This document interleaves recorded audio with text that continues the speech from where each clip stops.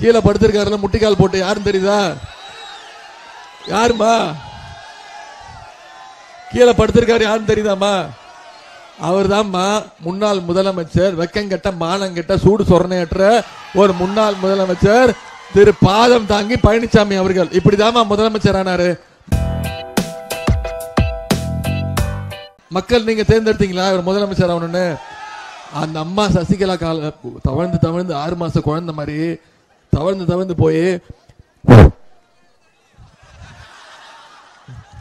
அப்பெல்லாம் பேசக்கூடாது, குழந்தை மாதிரி தவழ்ந்து போய் டேபிள் சார்க்குள்ள பூந்து போய் சசிகலா அம்மா காலை பிடிச்சி முதலமைச்சர் ஆகி கடைசியில் அந்த அம்மா காலையை வாரி விட்டவர் தான் பாதம் தாங்கி திரு பழனிசாமி அவர்கள். அந்த அம்மா உள்ள போயிட்டாங்கம்மா. சிறைச்சாலைக்கு போனோன்னு என்ன தெரியுமா கேட்டாரு? யாரு இந்த சசிகலா, நீயா என்ன முதலமைச்சர் ஆக்குறேன்னு பார்த்து கேட்டாருமா. சசிகலா அம்மாக்கு மட்டும் துரோகம் பண்ணல, ஒட்டுமொத்த தமிழ்நாட்டு மக்களுக்கும் துரோகம் பண்ணவர் தான் இந்த பச்சை துரோகி பழனிசாமி. பாஜகவோட கூட்டணி இருந்துகிட்டு 4 வருஷம் கூட்டணியில் இருந்துகிட்டு பாஜக என்ன சொன்னாலும் அதுக்கு ஜால்ரா போட்டுக்கிட்டு தலையாட்டிக்கிட்டு மக்கள் தமிழ்நாட்டு மக்களுடைய அத்தனை நலனை அடகு வச்சுட்டு நம்மளுடைய மொழி உரிமை, நிதி உரிமை, கல்வி உரிமை அனைத்தையும் பறிகொடுத்துட்டு இன்னைக்கு தேர்தல் வந்தோடனே அவருக்கே தெரிஞ்சிச்சு பாஜக கூட வந்தா நமக்கு டெபாசிட் கூட விடுற 10 ஓட்டு கூட விழாதுன்னு தெரிஞ்சுக்கிட்டு இன்னைக்கு தேர்தல் நாடகம் ஆடிக்கிட்டு இருக்காங்க. 2 பேரும் கூட்டணி இல்லைன்னு சொல்றாங்கல்ல. நான் ஒரே ஒரு சவால் விடுறேன் திரு பாதம் தாங்கி பழனிசாமி அவர்களே. நாங்க மோடியை பார்த்து இவ்வளவு கேள்வி கேட்கிறோம்ல, நீங்க மோடியை பார்த்து ஒரே ஒரு கேள்வி கேட்க முடியுமா உங்களால? மோடி எதிர்த்து நிக்க முடியுமா உங்களால? மூச்சு விட முடியுமா உங்களால? மோடி எதிர்த்து ஒரு வார்த்தை சொல்லி பாருங்க பாப்பா, நாளைக்கே கூட்டு போயிடுவான் சிபிஐ இடிலாம் எல்லாம் கூட்டு கிளம்பானீங்க. ஒரு பாதிக்கப்பட்ட வீட்டுக்கும் 6000 ரூபாய் இழப்பீடு கொடுத்தார் நம்முடைய தமிழக முதலமைச்சர் அவர்கள். தமிழ்நாட்டு மக்கள் நிதியிலிருந்து, உங்களுடைய நிதியிலிருந்து. ஒன்றிய அரசு 1 பைசா கொடுக்கல. அதே மாதிரி தூத்துக்குடி மாவட்டம், திருநெல்வேலி மாவட்டத்தில் மிகப்பெரிய மழை 10 நாள் பெஞ்சது. ஒரு வருஷம் பெய்ய வேண்டிய மழை ஒரே நாள்ல பெஞ்சது. மிகப்பெரிய இழப்பு, 25,000 கோடி ரூபாய் இழப்பீடு. ஆனா தலைவர் அவர்கள் உடனே 2500 கோடி ரூபாய்க்கு நிவாரண தொகை அளித்தாரு. வீடு இழந்தவங்களுக்கு புதுசா வீடு 4 லட்சம் ரூபாய், பழுதடைந்த வீடுகளுக்கு 2 லட்சம் ரூபாய், உயிரிழந்தவங்களுக்கு 5 லட்சம் ரூபான்னு கிட்டத்தட்ட 2500 கோடி ரூபாய்க்கு தமிழ்நாட்டு மக்களுடைய வரிப்பணத்திலிருந்து எடுத்து தூத்துக்குடி மாவட்டத்துக்கும் திருநெல்வேலி மாவட்டத்துக்கும் கொடுத்தாரு. ஒன்றிய அரசு கிட்ட கேட்டுக்கிட்டு இருக்கோம், தேசிய பேரிடர் நிதி கொடுங்க, தமிழ்நாட்டு மக்களுக்கு கொடுக்கணும்னு. இது வரைக்கும் 1 பைசா கூட கொடுக்கலமா. கேட்டுக்கிட்டு இருக்கோம், 1 பைசா கூட கொடுக்கல. கடைசியா நீங்க எல்லாம் எதற்காக வந்திருக்கீங்கன்னு தெரியும், அதுதான் கேட்க போறீங்க. உங்க மைண்ட் வாய்ஸ் எனக்கு நல்லா கேக்குது, கரெக்டா?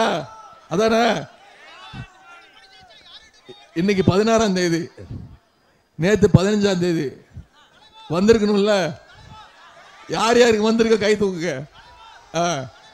சரி, இறக்குங்க. கலைஞர் மகளிர் உரிமை தொகை போன சட்டமன்ற தேர்தல் பொழுது தலைவர் வாக்குறுதி கொடுத்தார். தகுதியுள்ள இல்லத்தரசிகளுக்கு மாதம் 1000 ரூபாய் கலைஞர் மகளிர் உரிமை தொகை வழங்கப்படும் சொன்னார். விண்ணப்பத்தை அறிவிச்சோம். விண்ணப்பம் எதோட விண்ணப்பம் வந்துச்சு? அப்ளிகேஷனு 1,60,00,000 பேர் அப்ளை பண்ணாங்கம்மா. மகளிர் 1,60,00,000 பேர் அப்ளிகேஷன் கொடுத்தாங்க. அது வெரிஃபிகேஷன் செய்யப்பட்டு சரிபார்க்கப்பட்டு இந்த பேன் கார்டு, ஆதார் கார்டு, வருமான சர்டிபிகேட் எல்லாம் பார்த்து செப்டம்பர் மாசம் ஆரம்பிச்சு இப்ப வரைக்கும் இந்த 8 மாசம் ஒரு மாசமும் 15ஆம் தேதி டான்னு மாசம் 1000 ரூபாய் 1,18,00,000 பேருக்கு போயிருக்கு. சில இடங்கள்ல குறைகள் இருக்கு, எனக்கு வரல, நான் அப்ளை பண்ணியிருக்கேன், எனக்கு வரல, இன்னும் வரல, பதில் வரல, என்ன பண்ணணும்னு வெயிட் பண்ணுங்க. கண்டிப்பா இப்ப தேர்தல் நேரம் சொல்ல முடியாது, இன்னும் ஒரு 5-6 மாதத்துக்குள்ள கண்டிப்பா முதலமைச்சர் இதை எடுத்து கொண்டு போய் நிச்சயம் 100% தகுதியுள்ள அனைத்து இல்லத்தரசிகளுக்கும் மாதம் மாதம் கலைஞர் மகளிர் உரிமை தொகை நிச்சயமாக வழங்கப்படும். அதாவது நான் ஒன்றிய பிரதமர் இவ்வளவு சொல்லியிருக்கேன்ல.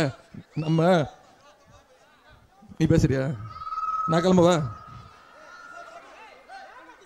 இந்த கோவை மாவட்டத்தில் மட்டுமா கலைஞர் மகளிர் உரிமை திட்டத்தில் 3 லட்சம் மகளிருக்கு மாதம் 1000 ரூபாய் வழங்கப்படுது. கோவை மாவட்டத்தில் மட்டும் 3 லட்சம் மகளிர் கலைஞர் மகளிர் உரிமை தொகை திட்டத்தில் பயன்பட்டு இருக்கிறாங்க.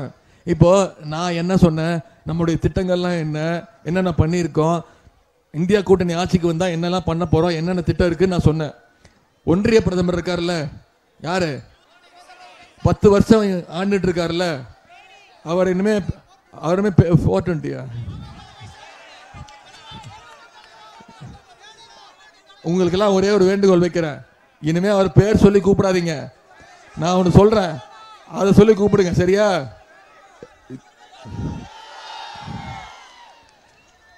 என்னம்மா அது? இனிமே என்னன்னு கூப்பிடுவீங்க அவரை? என்னது? ஏன்னு நான் ஒரு காரணம் சொல்றேம்மா. இதுவே செல்லா காசு தான். 4ஆம் தேதிக்கு மேல அவரும் நான் சொல்ல மாட்டேன். ஏன்னு சொல்லிடுறேம்மா, காரணம் சொல்லிடுறேம்மா. நான் காரணம் இல்லாம சொல்ல மாட்டேன். ஏன் 29 பைசா? அதெல்லாம் பாத்துக்கிட்டீங்களா? இனிமே அவர் பேரு 29 பைசா. இனிமே யாராவது பாஜக கார யாராவது வந்து உங்ககிட்ட பேசுனாங்கன்னா கேளுங்க, எப்படி இருக்காரு உங்க 29 பைசான்னு கேளுங்க. ஏன்னு சொல்லிடுறேம்மா, நாம தமிழ்நாட்டில இருந்து ஒவ்வொருத்தரும் ஜிஎஸ்டி வரி கட்டுறோம். அதுக்கு பேரு குட்ஸ் அண்ட் சர்வீஸ் டாக்ஸ். தமிழ்நாட்டில இருந்து ஒவ்வொருத்தரும் ஒன்றிய அரசுக்கு ₹1 கட்டுறோம். அவங்க பிரிச்சு கொடுக்கணும், ஒவ்வொரு மாநிலத்துக்கும் ஒவ்வொருத்தருக்கும் பிரிச்சு கொடுக்கணும். நாம தமிழ்நாட்டில இருந்து ஒன்றிய அரசுக்கு ₹1 ஜிஎஸ்டி கட்டணும்னா தமிழ்நாட்டு மக்களுக்கு ஒன்றிய அரசு எவ்வளவு தெரியுமா தராங்க? ஒவ்வொருத்தருக்கு ₹1 வெறும் 29 பைசா. நாம கொடுக்கறது ₹1, ஆனா நமக்கு திருப்பி தர்றது 29 பைசா. உத்தரப்பிரதேச மாநிலம் தெரியுமா? உத்தரப்பிரதேச மாநிலம் பாஜக ஆளுகின்ற மாநிலம். அந்த முதலமைச்சரோட பேரு யோகி ஆதித்யநாத். அவங்க அந்த மாநில மக்களும் ஜிஎஸ்டி வரி கட்டுறாங்க. ஒவ்வொருத்தரும் ₹1 கொடுக்குறாங்க ஒன்றிய அரசுக்கு. ஒன்றிய அரசு உத்தரப்பிரதேச மாநில மக்களுக்கு எவ்வளவு கொடுக்குறாங்க தெரியுமா? ₹1 ₹3. உத்தரப்பிரதேச மக்கள் ₹1 கொடுத்தா ₹3. நமக்கு எவ்வளவு? சரி, பீகார் மாநிலம் தெரியுமா? பீகார் மாநிலத்தை ஆள்றது பாஜகவுடைய ஆட்சி. அந்த முதலமைச்சர் பேரு திரு நிதிஷ்குமார். பீகார் மாநில மக்களும் ₹1 கொடுக்குறாங்க ஒன்றிய அரசுக்கு. ஒன்றிய அரசு திருப்பி பீகார் மக்களுக்கு எவ்வளவு தெரியுமா தராங்க? ஜிஎஸ்டி ₹7. பீகார் மாநில மக்களுக்கு எவ்வளவுமா? ₹7. ₹1 கொடுத்தா ₹7. உத்தரப்பிரதேச மாநில மக்களுக்கு ₹1 கொடுத்தா ₹3. தமிழ்நாட்டு மக்களுக்கு நீங்க கேட்கணுமா வேணாமா? எவன் அப்பா வீட்டு காசை எடுத்து எவன் அப்பா வீட்டுக்கு யார் கொடுக்கறது? நம்ம கட்டியிருக்கக்கூடிய வரி பணத்தை, நீங்க தமிழ்நாட்டு மக்களுடைய வரி பணத்தை எடுத்து தமிழ்நாட்டு மக்கள் பிடிக்காதுங்கிற ஒரே காரணத்துக்காக மற்ற மாநிலங்களுக்கு தூக்கி கொடுக்கிறவர் தான் 29 பைசா. இதுக்கு நம்ம கேள்வி கேட்கணுமா வேணாமா? இப்போ வெறும் 29 பைசா மட்டும்தான் ஒன்றிய அரசு கொடுக்குது. இருந்தாலும் நம்முடைய தலைவர் அவர்கள் இவ்வளவு திட்டங்களையும் இவ்வளவு வாக்குறுதிகளும் நிறைவேற்றிட்டு இருக்காரு. இப்போ நீங்க எல்லாம் தேர்ந்தெடுத்து ஒரு நல்ல பிரதமரை 29 காசை மட்டும் ஓட விட்டு இன்னொரு நல்ல பிரதமரை, தமிழ்நாட்டு மக்களை மதிக்கக்கூடிய ஒரு நல்ல பிரதமரை, தமிழ்நாட்டுக்கு நிதி உரிமை கொடுக்கக்கூடிய ஒரு நல்ல பிரதமரை நீங்க தேர்ந்தெடுக்கணும்னா ஏப்ரல் 19ஆம் தேதி வர்ற வெள்ளிக்கிழமை வாக்குச்சாவடிக்கு போய் உதயசூரியன் சின்னத்தில் வாக்களிச்சு மிகப்பெரிய வெற்றியை தேடி தரணும். பண்ணுவீங்களா? உங்களை எல்லாம் அன்போடு கேட்கிறேன், பண்போடு கேட்கிறேன், பாசத்தோடு கேட்கிறேன், உரிமையோடு கேட்கிறேன், உங்கள் வீட்டு பிள்ளையாக இருந்து கேட்கிறேன். இன்னும் சொல்ல போனா தலைவருடைய மகனாக இருந்து கேட்கிறேன். இன்னும் பெருமையா பூரிப்பா சொல்லணும்னா முத்தமிழகி டாக்டர் கலைஞருடைய பேரனாக இருந்து கேட்கிறேன். ஆதரிப்பீர் உதயசூரியன். உங்கள் அன்புக்கும் வரவேற்புக்கும் நன்றி, நன்றி, நன்றி.